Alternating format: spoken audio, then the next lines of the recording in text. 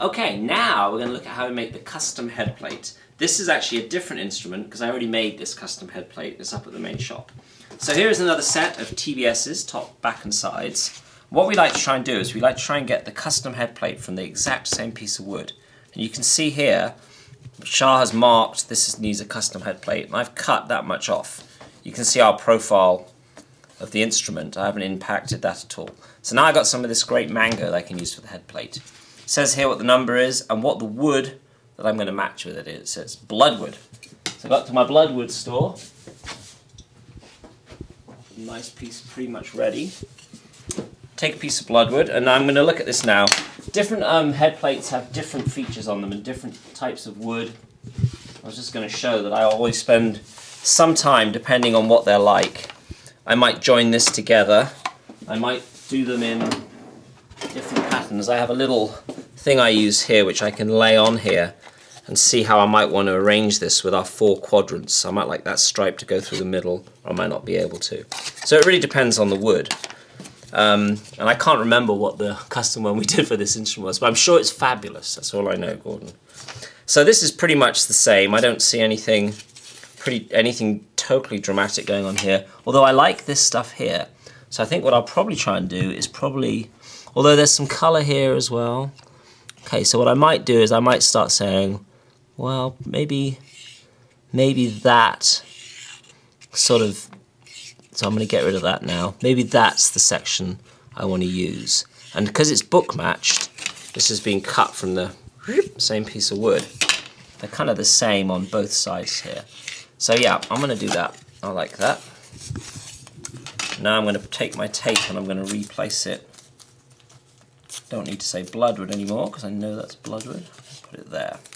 So I've got to do some sort of rough cutting on those, and this will cut easily. So let's go to the bandsaw first. Actually, I don't need to bandsaw. I'm going to do is just come round to the joiner. Go straight to the joiner. So for gluing this up, again, I want nice flat edges.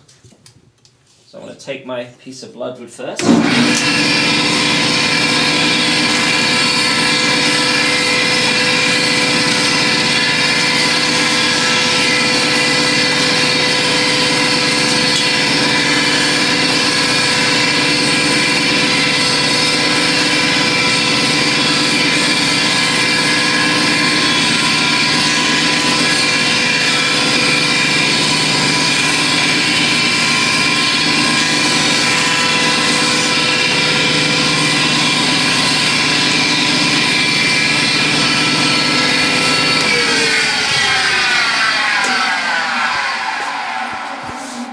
Okay, so I've got nice flat surfaces now that I can join.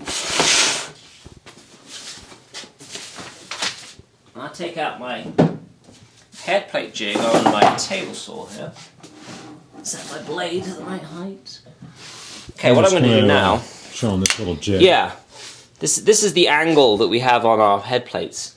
We'll sort this out, see where it's going to go. Okay, so I've got some rough chalk marks on here, kind of what I was thinking of doing. So you can see here that my line is actually going the other way to my cut, so I'm going to make that line on the other side. That's where it starts. And I'm like, okay, now I've got some bits of wood in the way. So now I have to use back together and then cut something off. So then you just need to cut it so you get some clearance on your texture. Yeah, I've got some stuff in the way here. A lot of these jigs I use for different things, so sometimes bits get in the way of each other. Checking for that. That's where I want to go. Okay, so I'm just going to get rid of that.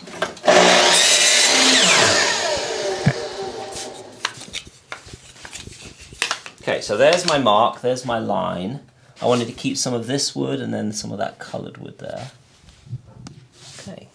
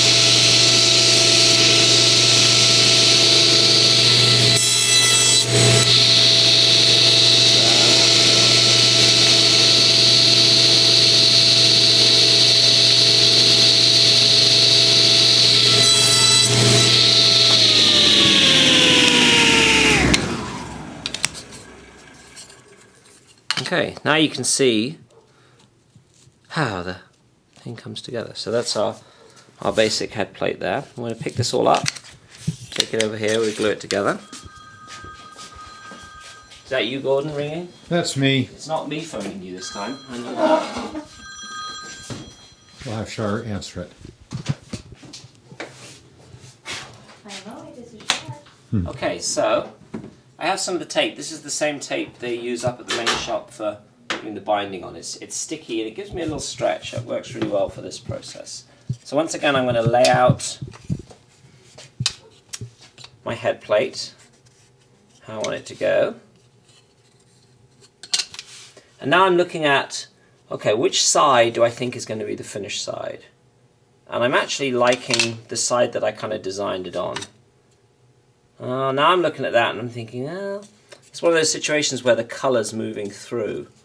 And now I'm liking, I'm liking that side on that one and the other side on the other one. I'm going to take a little bit more off this piece.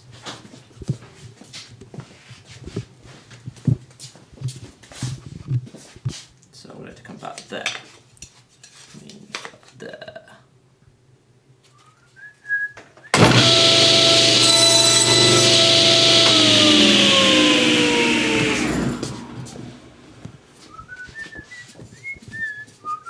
Okay, so I like that now, but I want that to be my show side, so I'm going to use that on the downward, same as when we join the top and the back. So and again, you want that show side. Yeah, once you decide on it, you want it to be flat. Yeah. So this is pushed down. You probably can't tell, but these pieces of wood are different thicknesses, so I've got big bumps here. But that'll all sand out.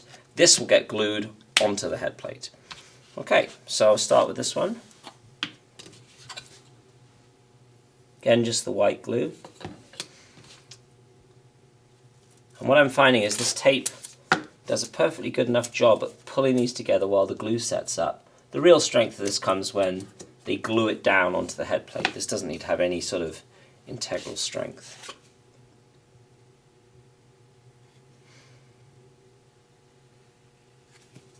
Go on that side of that one.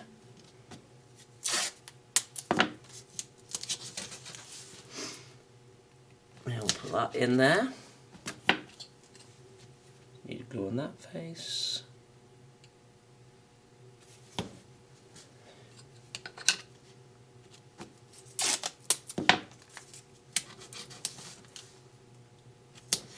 And then the last one is going to pull these two pieces together.